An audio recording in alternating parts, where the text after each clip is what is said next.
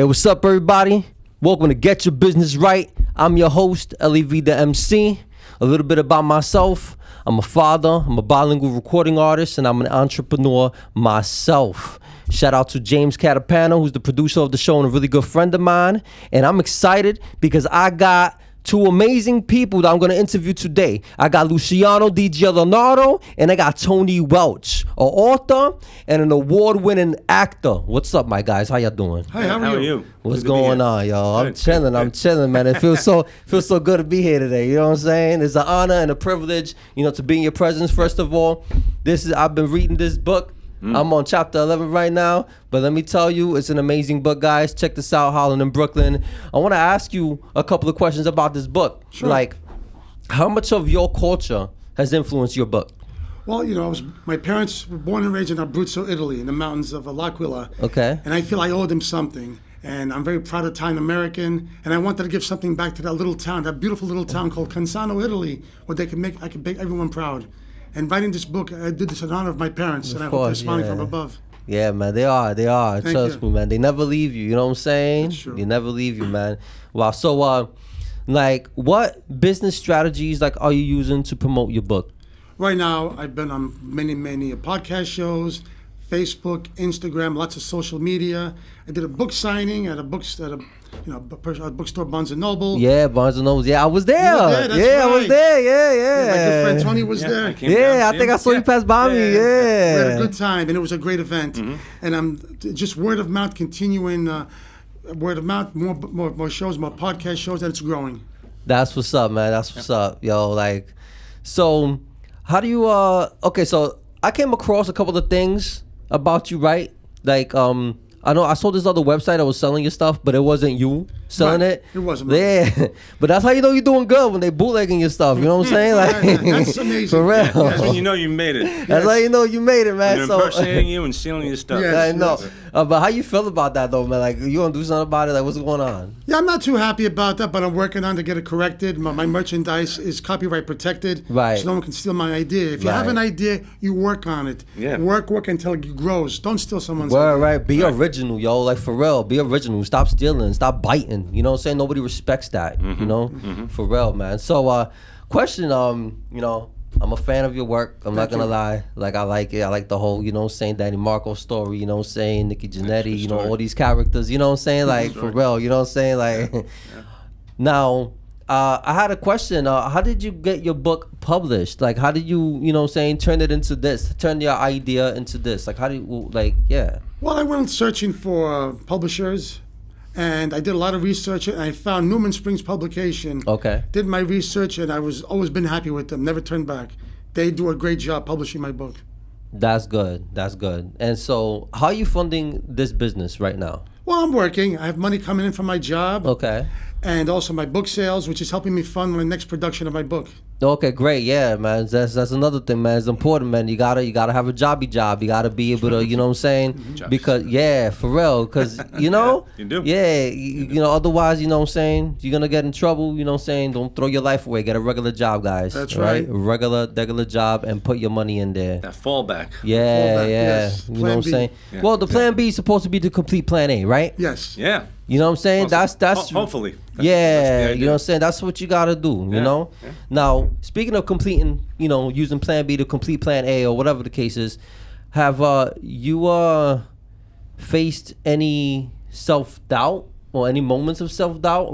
You know what I'm saying? Because a lot of people, you know what I'm saying, they have moments of discouragement. So how did you go through those moments, and what did you do to go through those? Well, I kept moving forward. I thought to myself, now who's going to read a book about a werewolf living in Bensonhurst who's really Detective Danny Marco in the neighborhood fighting the mob?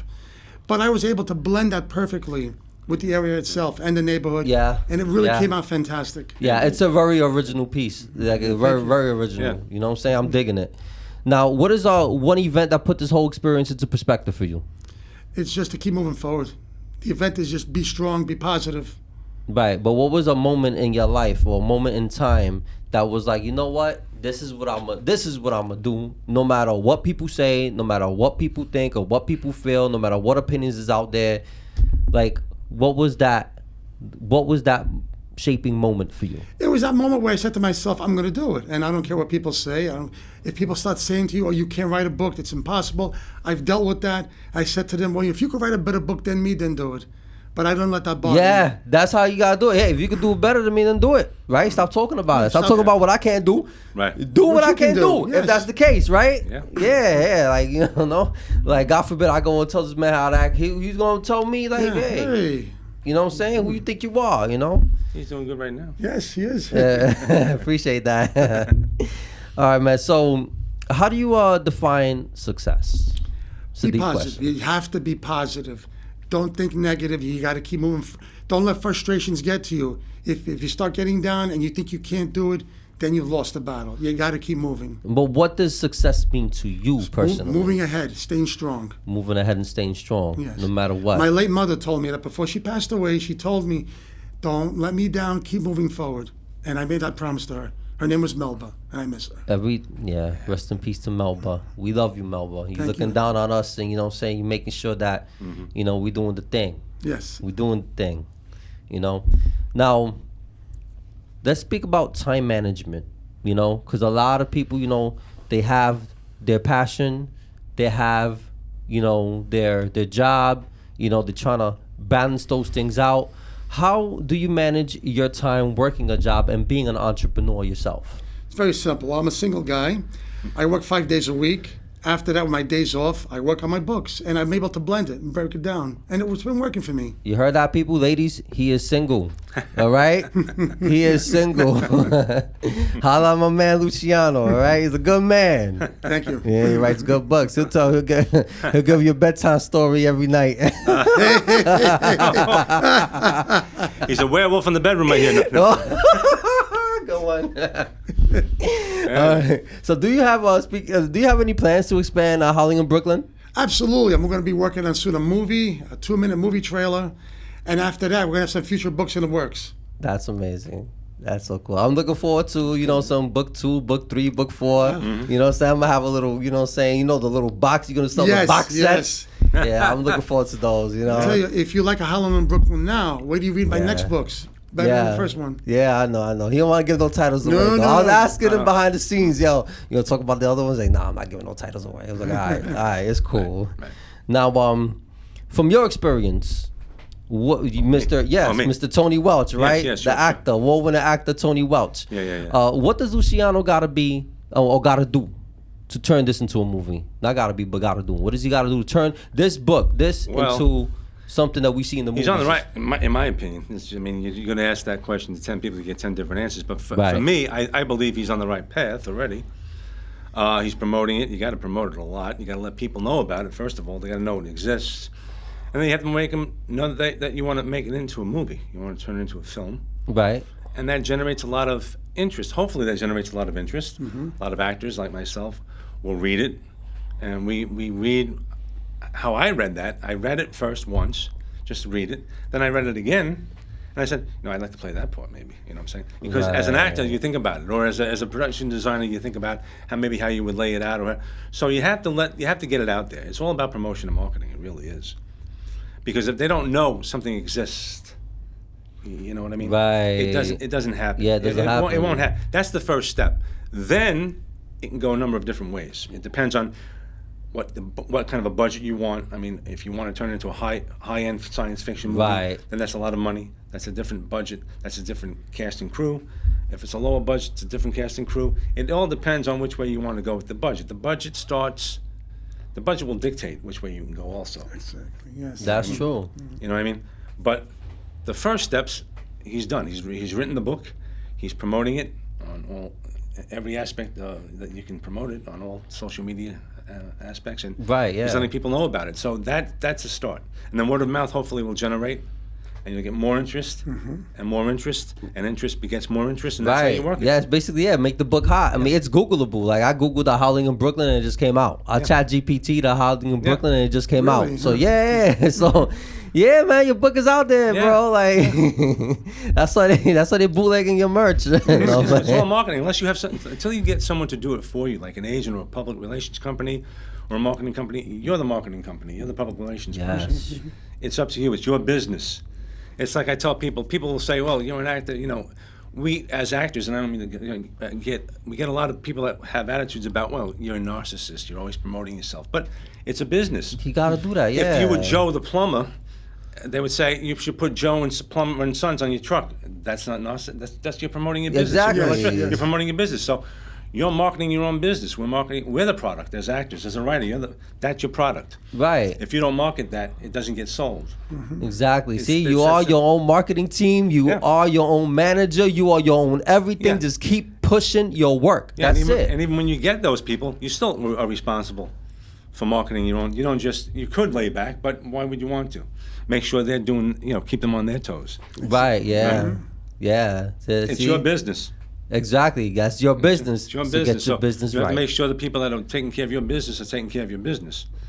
100%. You know what I mean? Yeah. And nobody gonna take care of your business better than you. Because an agent might have 100 other people that he works with, or a manager, or marketing. They may have other clients. You're not their only client. Yeah. I know. So you got to make sure they're not dropping the ball to take the hotter project, because there's always a hotter project in their mind. Yeah. They may focus on that first. You got to make sure you stay on them. Nope. It's up to you. It's the truth. You've got to drive it. That's true. You got to drive it because even in management contracts, there's a non-exclusivity clause, which right. means that I can work with whoever I want to work with, but you locked into me. You know what I'm saying? So if the other person's hot, I'm gonna promote this other person. You know what I'm saying? Until you get your stuff right. So you got to get your business right. Yeah. And you are your own business. So if this is your business, you've got to promote it. You've got to market it. You've got to talk about it. You've got to get it out there. If my acting is my business, I've got to let people know I'm an actor. I've done this. I'll put a clip on here. I'll put a clip on there. I'll put a headshot on here. Because otherwise, 9 million others will do it. Believe me, if you don't. That's true. And they'll get the work, and you won't. It's that simple. And people can say, well, you're a narcissist, you're self-centered, you're this, you're that. But that's what we do. yeah. That's what we do. yeah. What do you want me to do? Do it from a closet? I mean, that's what we do. So, you can say a number of things, but the fact is, that's what we do. We should market ourselves. He's on the right path, so. That was Right. a long-winded answer, but. No, it's real talk. It's real talk. No, we're gonna talk about your business over you wanna here. talk You know what I'm saying? Like, no, we're gonna talk about it. No. Like, because you landed a role in a Martin Scorsese film. Yeah. How did that happen? Well, first of all, I don't want to call it landing, but Yeah, like how did it? Yeah, how did it was the back right place, right time. In the industry, I'm in Screen Actors Guild. In the industry, there's principal roles, which are speaking roles. I'm hitting time. Speaking roles, and there are non-speaking roles. Right. You always want the speaking role, obviously. Right. Okay? Yeah. But what I wanted to do, I've been in Screen Actors Guild since the 80s. I mean, I celebrated my 40th year in Screen Actors Guild May 21st. That's how. Oh wow. Yeah. I got my SAG card a long time ago. And I've been doing background work for a long time, but I've done principal work shows on Broad City and a couple of other shows over the years. Anyway, I didn't really submit for that film. Okay. Because I wanted to do a speaking role, a principal role, and I didn't get a call for that, so I said, well, forget about it. That's done. Then I got a call from the background company. They said, will you be available? I said, yeah, sure, I'll be available. Now, Al Pacino, I knew,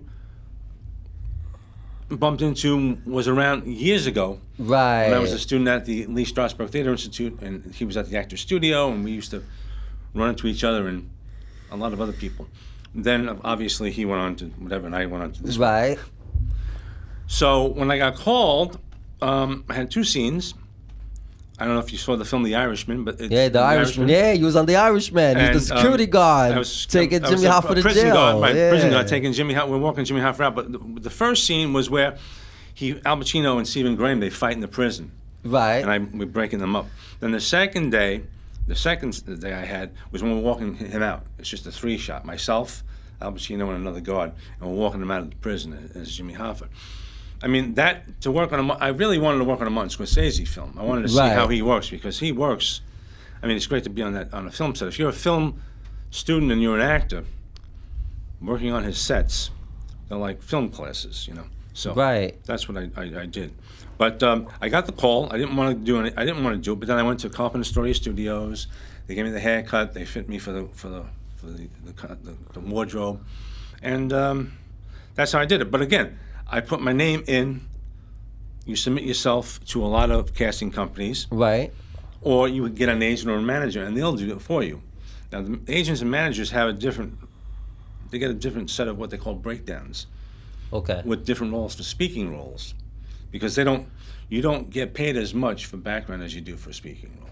So, and agents work off commission, so 10% of less is less. So, Right. Yeah. and a lot of people don't consider background acting.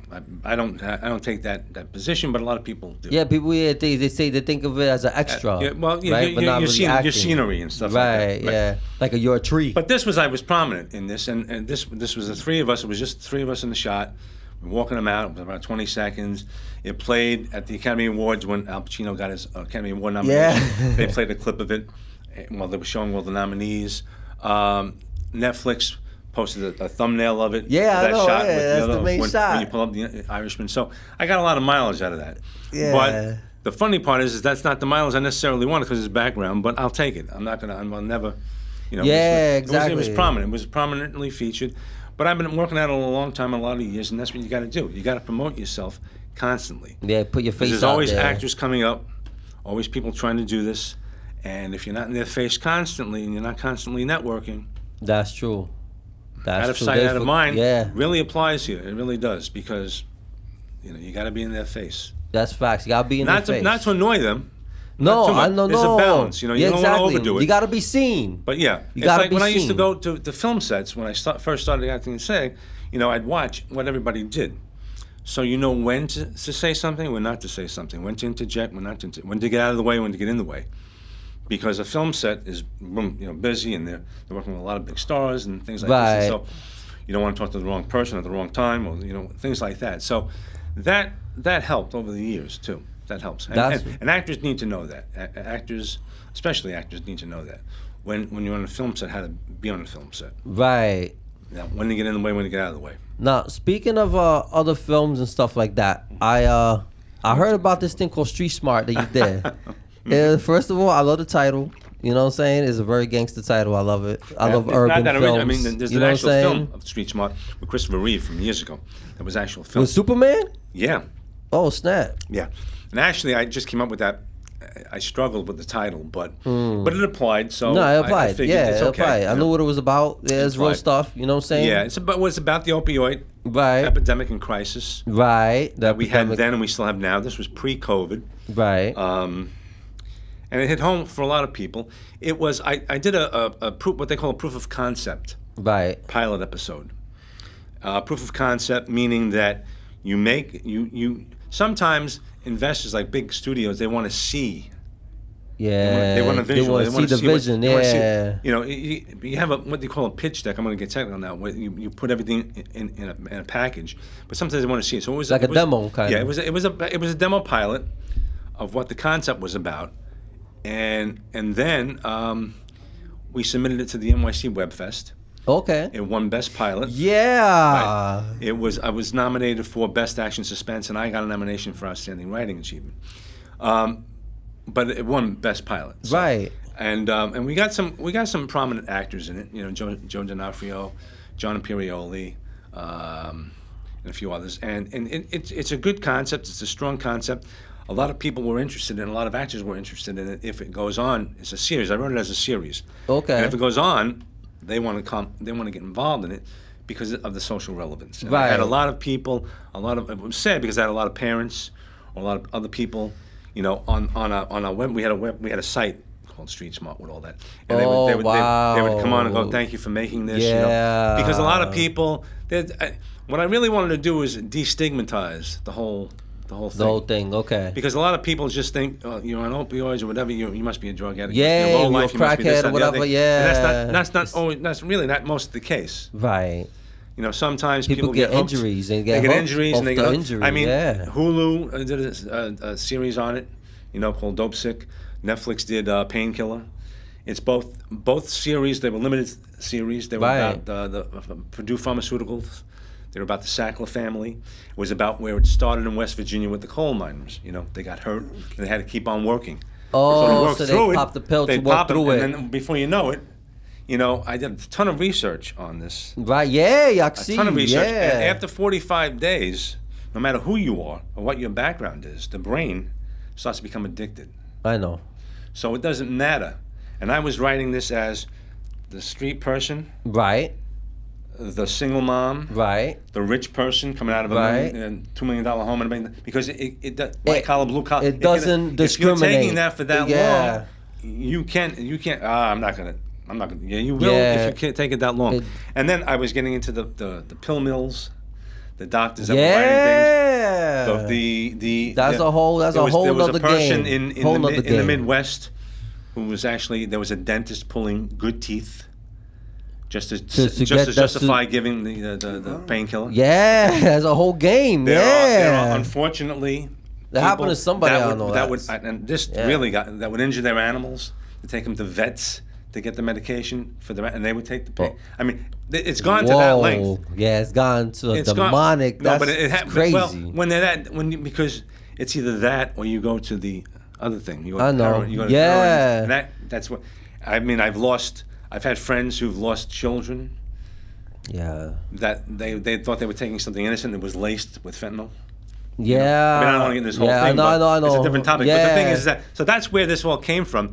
And you put your money into it, right? You put like $5,000 into it. Well, it was made for $5,000. I put a little into it, but Okay. I got an investor, mostly one investor. $5,000 is very, very little for Yeah, this. that's what I'm saying. How you stretch it out? Because it was a passion project. I had people, because of the relevance, or they were connected to someone who was affected by this, or they were affected by it. They wanted to do this. It was more of a message thing. Got you. You know, the actors, I got Screen Actors Guild. We worked on deferred payment, so they worked for free. And if it hits, then we're going to pay them later on. The crew, we couldn't do that with, but with a lot of the money that we got, we bought the equipment. It was cheaper to buy the equipment than rent it. There's a business, right? Because your rental per day, you buy the equipment outright. Yeah, I know. Yeah. We gave them the equipment to keep. Got you. In lieu of payment. Okay. And everybody worked, and it was fine. That's how you do it. Okay. Yeah, so you basically just bought them the equipment. Yo, shoot this for me. Well, here's the equipment. They needed the upgraded exactly. equipment. They said, we want to do this too, because a lot of them from Staten Island, a lot of them have people affected on Staten Island. Okay. And in exchange, they did that. They took the equipment. It was fine. Right. I don't need it. And they shot the pilot, and it was good. But because of the subject matter, a lot of people, they wanted to be involved in this. They knew this was an important issue, an important topic, and I was trying to do the whole scope, which is why I needed to do a series. Right. Otherwise, it would be a film that would make Martin Scorsese's The Irishman look like a short film. Yeah. I needed to be a series. Yeah, that was a long movie. It needs to be. I want to hit on, the families. I want to hit on the pharmaceutical industry. Right. Yeah. That's responsible for this. I want to hit on the doctors. Right. So everybody in the game. Everybody in the gamut. game messing it up. And it's all over. So that's what I want to do. So that's why there's still interest out there, but we're going to have to put together a package where there's a lot more money per episode. Right. So how important is it to invest in yourself? Because it's very important to invest in yourself, because even though I didn't invest a lot of money into the project, they saw that I invested so much in myself by writing it and promoting it and getting it out there and talking to a lot of the people. I mean, I was producer on this as well. Right. So it was my creation. Yeah, I produced it. Was your stuff. I got on the phone. I spoke to the actors. I spoke to Screen Actors Guild. I spoke to some of the producers and the locations, and I set up a lot of that. We had a very small crew. Right. I mean, I had 14, 15 different hats, including actor. Yeah, he's doing everything. But because they saw my passion, they said, let me invest in this. You have to be passionate. You have to show. If I'm going to believe enough in you to invest in you, I have to know you're serious yourself. Right. And that's an investment. Otherwise, why am I going to give you money? Exactly. Unless I get a tax write-off to write Yeah. off something, I'm not going to do that. I need to know that you're passionate about something. That's real. You know what I mean? Yeah. And if you're not, I'm wasting money and time. I'll go to somebody else. So this is a passion project for a lot of them. That's why a lot of the actors came on. That came on. They were willing to do it for nothing. The crew probably would have worked for nothing, but we worked out a deal where we just, like I said, we saw renting the camera equipment was a lot more expensive daily or weekly than buying it outright. Some of it, anyway, not all of it, but some, Right. a lot they had. But what they needed, we filled in, and we just gave it to them. Wow. It was a little bit more than 5,000, but not much more. Right. Wow. So, how do you balance your passion with business? Well, my business ties into my passion. Right, yeah, Because- that's what I'm saying. Because I'm passionate about what I do. Right. So basically, I just take the business side of it. And I think, from an acting point of view, all actors, or all musicians, or all performers should really tie into, knowing the business, all aspects of the business, Right. so that you're not trusting someone blindly. Exactly. You know what I mean? Exactly. Yes. I mean, I got my agent. I'm good. You do whatever you. No, I want to No, see I the can't Let me do see that. the contract. Let me see what you've agreed to. Exactly. Blah, blah, blah, blah. But if you don't know what you're looking at, You gotta advocate for yourself, man. right? Yeah. You have to do that. You have so to that's do part that. of it. Yeah, that's true. And then That's because of that, I facts. got more into learning the business side of it. It's show business. Show is the creative, and the And business then is the business. And you have to mesh them both. Yeah, you gotta create your own opportunities You really too. do. Yeah, I think so. Yeah. So how important is it to create your own opportunities? Well, it's very important now, especially when you're starting out.